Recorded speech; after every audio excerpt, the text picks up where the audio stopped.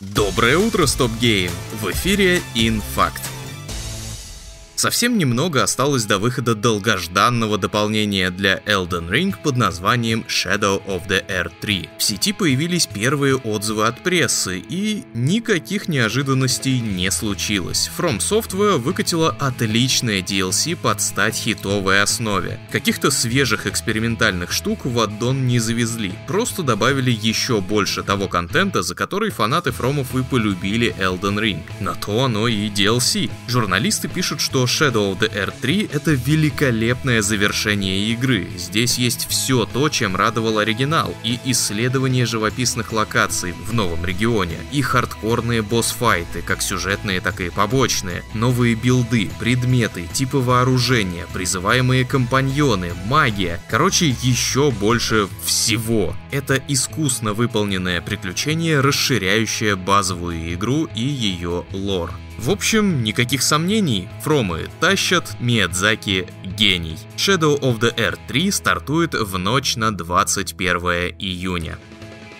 Создание игровых персонажей — это искусство, и далеко не последнюю роль в их образе играет внешний облик, начиная с самой 3D-модели. А их созданием занимаются 3D-художники, и у вас есть отличная возможность опробовать себя в этом ремесле на бесплатном курсе по 3D-моделированию от онлайн-школы Nova School. Всего за 7 дней вы освоите базовые навыки работы с лоу-поли-моделями в программе Blender и создадите своего первого персонажа. Все уроки предзаписаны, поэтому вы сможете пройти курс в удобное для вас время. Доступ к записям останется и после завершения курса, так что вы всегда сможете вернуться к ним и освежить память. Кураторы оперативно ответят на все ваши вопросы и помогут решить возникшие в процессе обучения проблемы, а кроме того подскажут, как можно дополнительно улучшить вашу работу. Никто не говорит, что за неделю вы станете профи, однако бесплатный курс поможет понять, хотите ли вы заниматься 3D-моделями в дальнейшем и ворваться в большой геймдев. Ну а если нет, то как минимум вы получите новый опыт и плюс одно залипательное хобби. Оставляйте заявку по ссылке в описании или по QR-коду на экране и опробуйте свои силы в 3D-моделинге. Повторю, курс абсолютно бесплатный, но места ограничены, так что не тяните.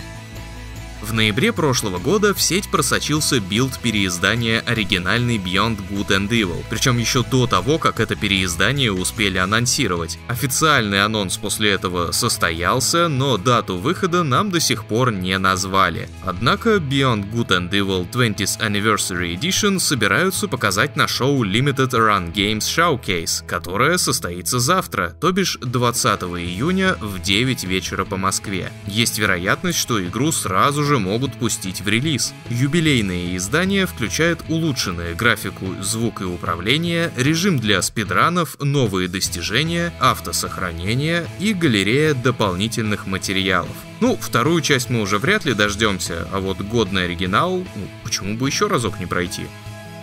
Продолжаем пополнять список шоу, на которых не показали Hollow Knight Silksong. Как вчера говорил Ян, Nintendo провела прямое включение с показом своих ближайших релизных проектов. Игр было достаточно много. С полным списком анонсов можете ознакомиться по ссылке в описании, а я пройдусь по самому главному. Во-первых, можете порадовать своего маленького Русяича вестью о новом Метроиде. Без каких-либо подробностей Нинка подрубила демонстрацию игрового процесса Metroid Prime 4 Beyond, которую обещает выпустить на Switch когда-то в следующем году. The Legend of Zelda получит спин-офф Echoes of Wisdom, в котором неожиданно играть предстоит за саму Зельду. Героиня обладает способностью создавать копии встречаемых предметов, которые помогут преодолевать трудности во время ее приключений. Новую механику назвали Эхо. Его можно будет использовать также и на врагах, заставляя их сражаться на вашей стороне. Кроме того, обещают, что загадки можно будет решать различными способами. The Legend of Zelda Echoes of Wisdom выходит 26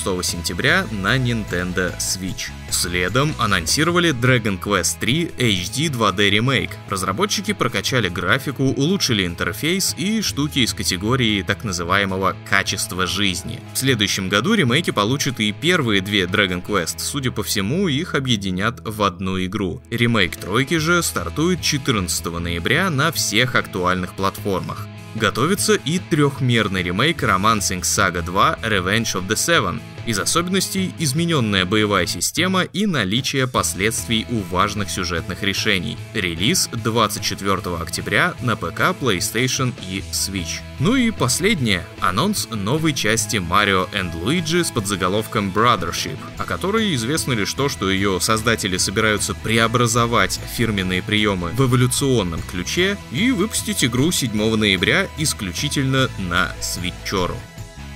Команда The Chinese Room, известная по играм Dear Esther, Amnesia: A Machine for Pigs и Everybody's Gone to the Rapture, выкатила в релиз хоррор Still Wakes the Deep. Мы отправимся на нефтяную вышку у берегов Шотландии, где-то в 1970-е. Во время шторма была потеряна связь, а на платформу проникло зловещее что-то. Сразиться с ним лоб в лоб нам не дадут. Никакого оружия в игре нет, только смекалка и смелость. Пресса оценила игру в 75 баллов из 100. Хвалят антураж, отсылки к фильму «Нечто» и сюжет. В общем-то, основные для симулятора ходьбы вещи. А сверх этого геймплея в Still Wakes the Deep как такового и нет. Чисто линейное приключение на 6 часов. Народный рейтинг в Steam 89% на момент создания инфакта. Правда, отзывов там пока что маловато. Игра доступна на ПК, PlayStation 5, Xbox Series и в Game Pass.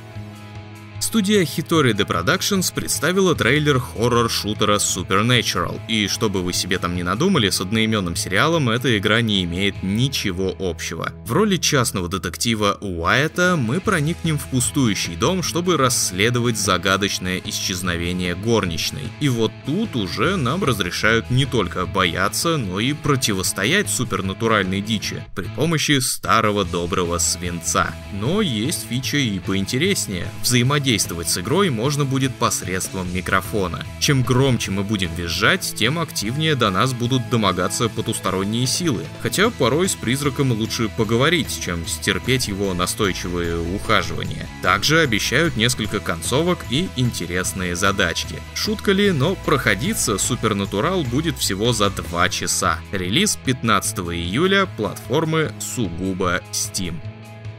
Для Warhammer 40 000 Boltgun вышло DLC Forges of Corruption. Маринад отправится размахивать цепными мечами и палить из плазмоганов на поля Граи. На протяжении 5 уровней мы должны истреблять еретиков, скрывающихся в демонической кузне, а для этого нам выделили мультимельту и ракетницу. Из новых же противников — хаваки Черного Легиона, шерминаторы и огромные хербруты. DLC доступно на всех платформах, кроме Switch'а. Туда аддон десантируется немного позже. Кроме того, отдельно от дополнения и при этом бесплатно для всех выкатили бесконечный режим Орда с 4 сложностями и собственным списком ачивок.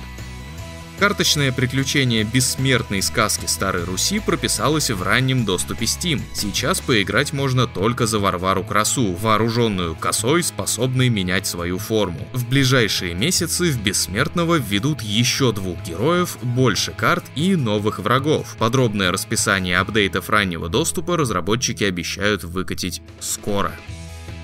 Еще совсем недавно, анонс за анонсом, на нас сыпались игры-подражатели The Sims. Одной из них была и Live by You, которую взялась издавать Paradox. И вот теперь эти проекты начали постепенно отваливаться. Paradox объявила об отмене Live by You и закрытии студии, ее разрабатывавшей. Старт игры в раннем доступе несколько раз откладывался, и, видимо, не просто так. Взглянув на текущую версию продукта, издатель решил прикрыть лавочку. Не потому что девелоперы не справлялись, а потому что им нужно было еще очень много времени на реализацию всего задуманного. Посмотрим, выдержат ли корейцы с их Инзои.